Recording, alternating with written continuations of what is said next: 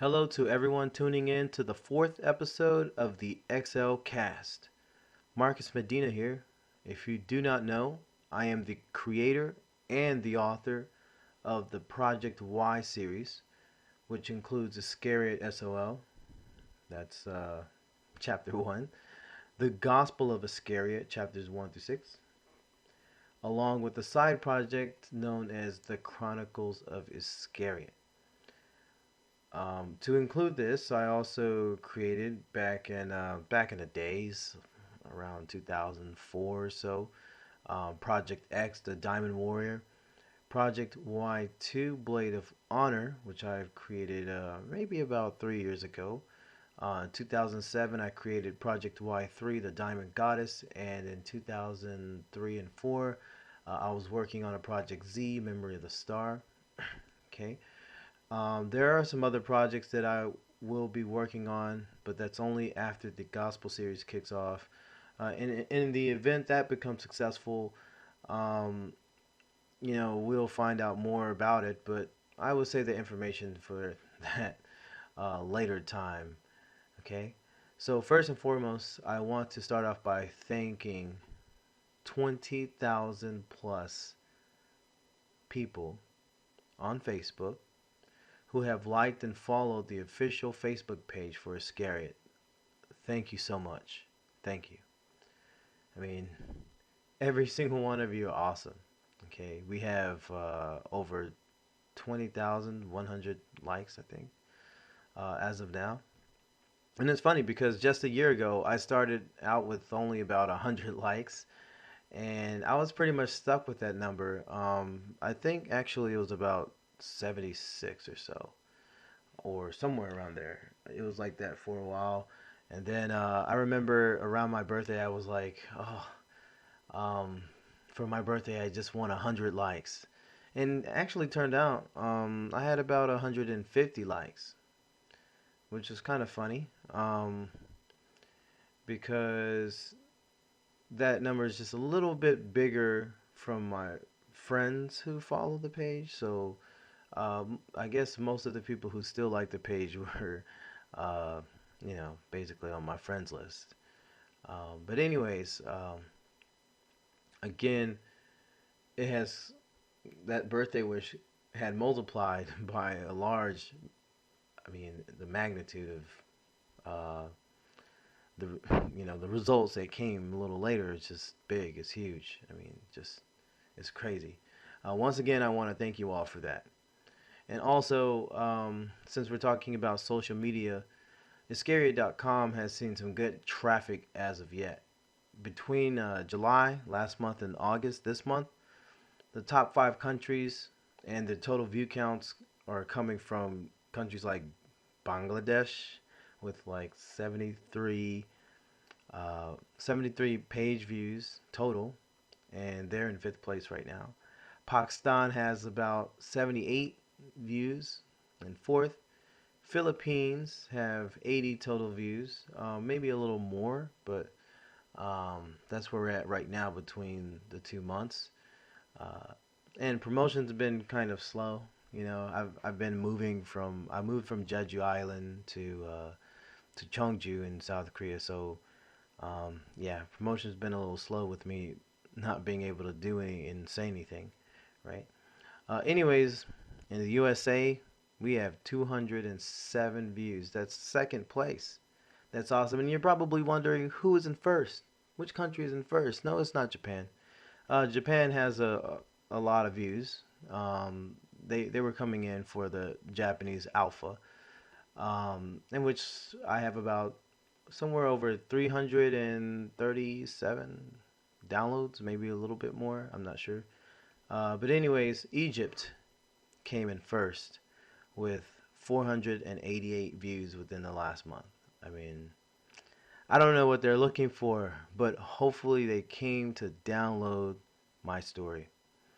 So Egypt, thank you for being number one. Everybody else, again, thank you too. Thank you for coming into my site. And it's not really a competition or anything.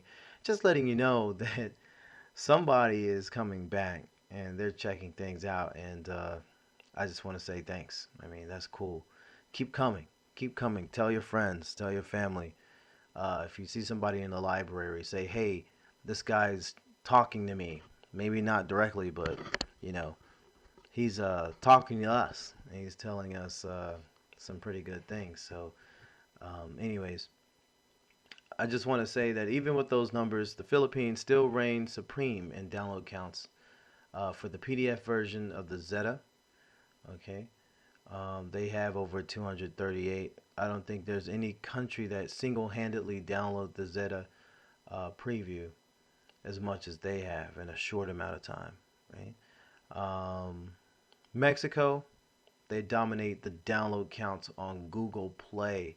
230, maybe 238 downloads for the Spanish beta, beta, versus beta. I'm sorry, I can't talk right now. Actually, it's like 4:30 in the morning, which is bad because I've been going to sleep like around 11 or 12, 11 p.m. or 12 a.m. Most days now. I think being in Seoul, wandering around at night and stuff, it's got me up late again. But hopefully we'll fix that. Anyways, back on track here. um, the Spanish beta picked up a lot on Google Play. It is the number one downloaded book that I have, and hopefully, other books. I mean, we can make them all number one. But and it's been a long time with the translations. I actually was hoping that my first translator was able to translate a lot more. We could have already been finished with translations. I don't know what happened to her. She was pretty awesome, and everybody liked her translations. But uh, yeah, hopefully she's okay somewhere out there. Anyways, it's been a long time since we had another translation, and like I just want to say, hang in there, everybody. We'll definitely have a Spanish writer and translator save our audience. I mean, hopefully there is a hero somewhere out there in Spain or Latin America is very good at Spanish, and they'll save us. And if it happens anytime soon, that would be great. It would be great. I'll give what I have. But if I do have to wait to be successful in English, I'll do that just to be safe. And still in social media, I've reached over 800 followers on my Instagram account. I mean, today is the 1 year anniversary since I've been with Instagram. And before, I never supported Instagram. I didn't really like it. I mean, it wasn't my thing.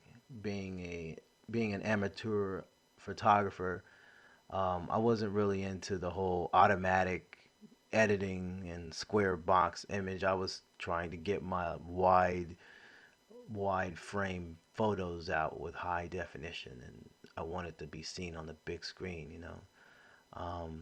But I guess the advice that I've gotten from somebody some years ago when I was back in Texas, Instagram is the way to go if you want to, get your message out to a large group of people at one time. Which is cool because on Facebook I don't really get as many likes on pictures anymore, so it's cool.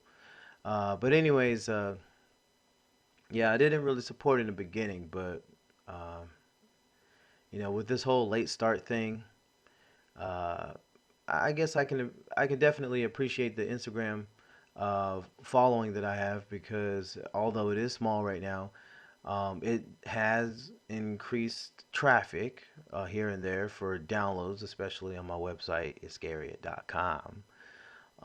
And what I really wanted to get on here about, and the reason why I truly started this whole thing, is because, well, uh, my illustrator, Gladys Betiles, who formerly went by Rin, she is celebrating and starting her 20th birthday today.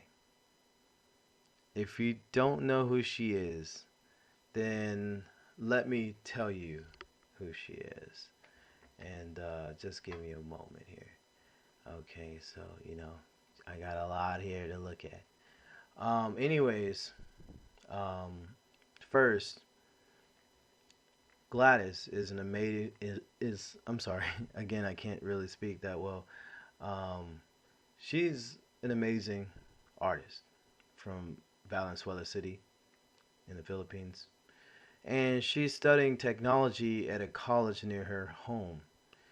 And you know, I can go on and on about her, but actually, when we make it big, I think it will be the best time to tell her story. You know, so we'll go over the recent history that we have together. Anyways, I was scouting online for some help with my story, and let me tell you, I scouted deeply. I mean, I was living in Seoul and searching once again for the perfect artist to bring my visions to life, at least the ones that I did back in '98. Because over the years, I haven't been able to find somebody who's competent and dedicated enough to actually reproduce the images that I wanted. Um, I mean, most people just gave up and told me like, oh, you're good enough. You got exactly what you draw when you drew it, right? I mean, some people who I thought drew really well couldn't reproduce my images, and they couldn't make it in the way that I wanted it. They couldn't take it to the next level. It just looked like they kind of didn't try. I mean, and no, not really knocking the efforts that people, you know, the effort that they put out, but it's just really hard when you want to work with somebody and they only want to do it like just once. So they're just doing it because they're nice. That's okay. But um, once again, I didn't consider myself a great artist, and I really needed that person to bring out my vision. Uh, Most of my drawings and sketches are flukes. I mean, a lot of you are probably like, "Oh, well, he draws pretty good." And the truth is, you only get to see what an artist wants you to see.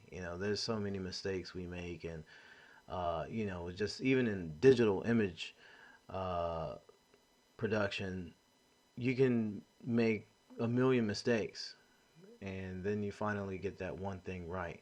That's what everybody sees.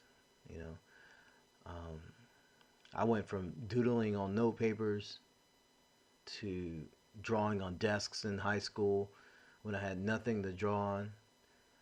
And when I reached out to other artists, I mean, she was the one to respond. And I just want to say, don't think of our transaction of messages. Don't think they were perfect. Okay, I was pretty nervous because we didn't even know each other. I just knew that her style was one of the three main styles I liked, and she also had some other styles. Like she drew in super deformed, or what I would, or you can call chibi style. In Japan they have the really cute character with the small body and the big head. I'm sure a lot of you have seen the Iscariot picture where he has this big head and looks cute. She draws in that style. And there's like a kind of amateur version of Clamp.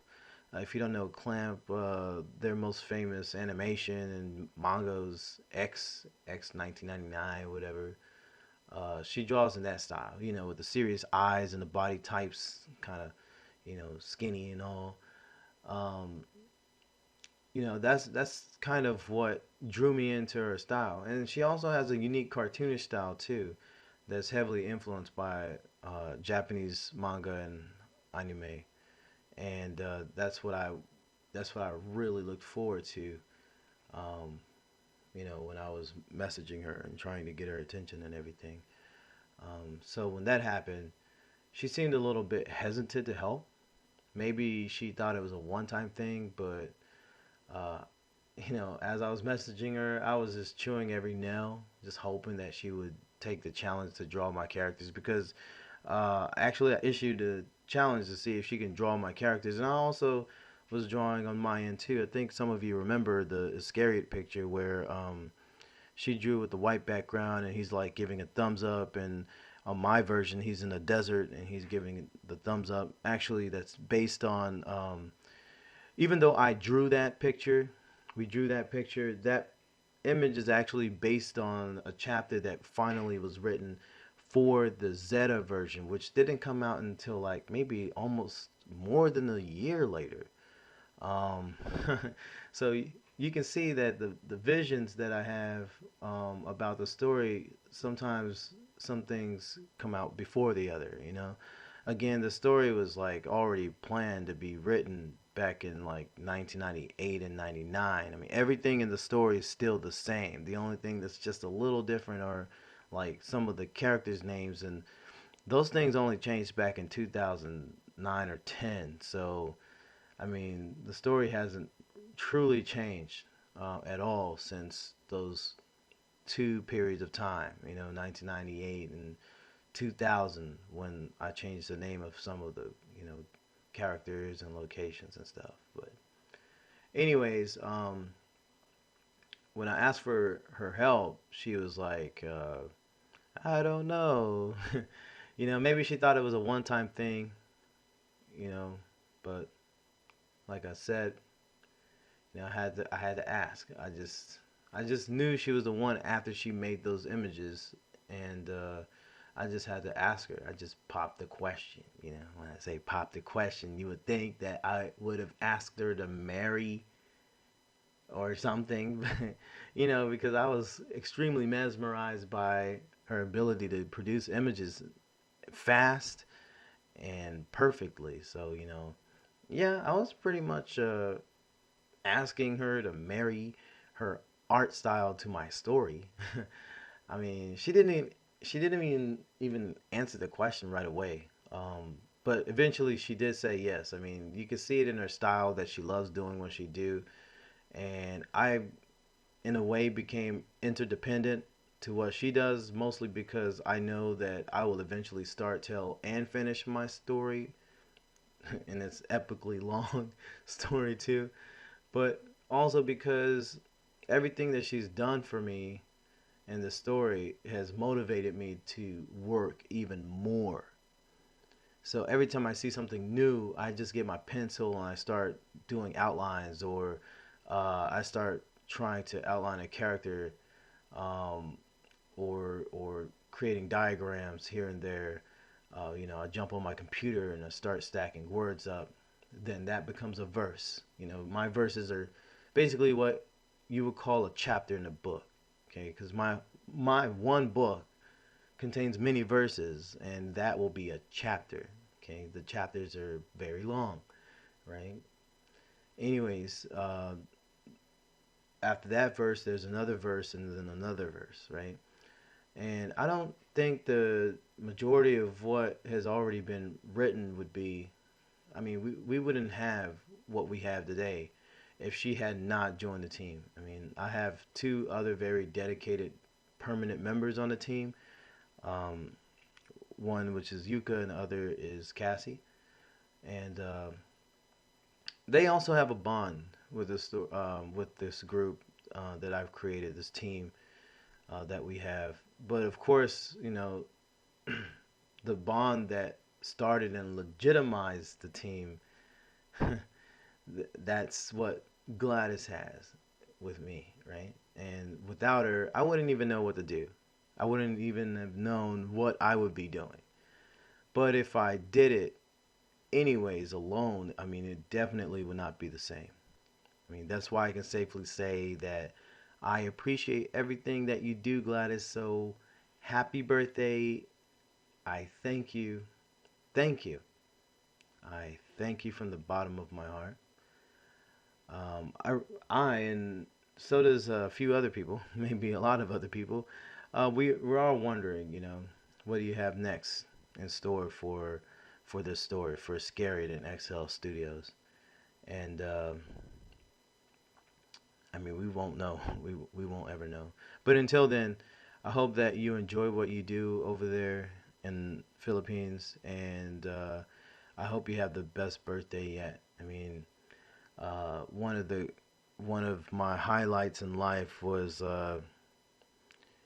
being able to tell the entire story to Gladys while we were at the SM Mall of Asia, and we did it over IHOP and under the fireworks. Like her and her brother, we were all together, and it was a pretty magical moment because I was able to explain the story from beginning to end. I was able to talk about like all the little side projects that were involved with it. I was able to even talk about the Chronicles, which I had announced the Chronicles at the same time as I announced the story, only because I know that the sooner the better, right? But I mean, she knows the entire story. She knows everything that's going into it. And I remember her words. She was like, I'm extremely motivated now. I really want to create more stuff. So just hearing that, it was great. And it's great to be able to tell a story that brings a smile to the face of the same person that's making it even better for you. So that was great. Anyways, before I close this Excel cast, I just want to mention that I am moving closer to the end of writing this book. And once it's finished, I'll do some personal editing and include information that I intentionally took out from the six preview versions of the story. The alpha, the beta, the gamma, uh, the neo alpha, which replaced the delta, right? The epsilon preview, the zeta preview. I mean, all those verses, um, they're pretty much missing information, and that's purposely, right? So you're probably wondering why are there holes in the story. There's a lot of holes in the story. That's because I took it out and saved it somewhere, and I got to fit it back in and, pretty much like smooth everything out, right? Editing. I mean, my spelling, my grammar, and everything is not perfect, but I need to check myself before I kind of wreck myself, and then give it to some competent editors after that who can, take that to the next level, and then get it edited again, right? So I'm looking for people who can help me out with that.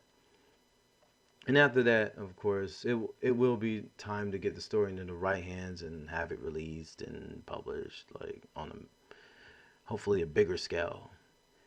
So thank you to everybody who's taken the time to preview the story. Also, the website itself, it's going to include a menu so that you can preview the story right off the bat. It looks like a lot of the visitors, they seem to like they want to see the story, but without downloading anything. And it's safe to say that I'm able to keep track of who is reading the story anyways from the site. So I'm going to go ahead and start looking into putting the text on the actual website, so that way everybody can kind of they can get a look at the story. It all depends, but I think that the whole Wattpad thing, that works out pretty well too. Everything is clean and organized on there. The PDF is pretty much built to look like a book, so uh, you can download that and put it on your iBooks, iTunes, or whatever, right? Um, anyways, uh, I'm totally unsure about the last bit of information anyway, and it all depends. Like I said, I'm still not sure about it, but I can say for sure that the completed novel is going to be much more exciting. You'll see. I mean, it's going to be great. I actually, as I write the story and I get closer to the end, it makes me more excited to write, and I'm able to illustrate with words how the story is going to happen, like how play by play, basically. It's like your favorite announcer is telling you every single thing that's happening as it's happening. I mean, that's how I feel. I feel like I'm narrating like a huge fight or something. Um, history in the making. I'm there to see it. That's how it feels. And it's always been like that with me in the story. But this time it's going to be words that everybody else can see. So if you haven't previewed the story yet, and if you haven't done so, please make sure you visit my website at iscariot.com. That is with a Y at the beginning. /downloads. iscariot.com/downloads. Or you can go to .com and then just click on the downloads tab. You'll see that it's two introductory books are going to be in different languages, of course, Spanish and Japanese. The English version is uh, nearly 19 chapters. So make sure you get that. You can click on the source PDF, Wattpad, or Google Play, right? And also, um, I've been kind of looking for that constructive feedback. So please leave some of the feedback, the comments. That stuff helps my story grow, and also good comments always appeal to like a prospective audience. So um, if you leave really good comments out there, it just gets more people interested, and that's what I'm looking for. Okay. If you don't like the story, you can say you don't like. It's a free world uh, for you to say what you want on the internet. But make sure if you like it, just say something. If you don't, make sure you say why you don't like it. That way I can try to fix it. Of course, I'm not going to change the story, but I can change the way the story comes at you. You know, I can probably even change your mind, maybe. I'm not 100% sure that I can do that, but anyways, um, just just a comment, a sentence or three would definitely help. A review is good. So, anyways, I want to thank you all for listening and putting up with me for this time. It looks like I'm going to be signing off because it is almost 5 a.m. in the morning. But, you know, again, thank you for helping my story and my reach grow. And once again, happy birthday to Gladys. Make sure you all say happy birthday. She is one big part of this project and this movement. So, again, thank you, Gladys. And thank you for listening. Have a good night.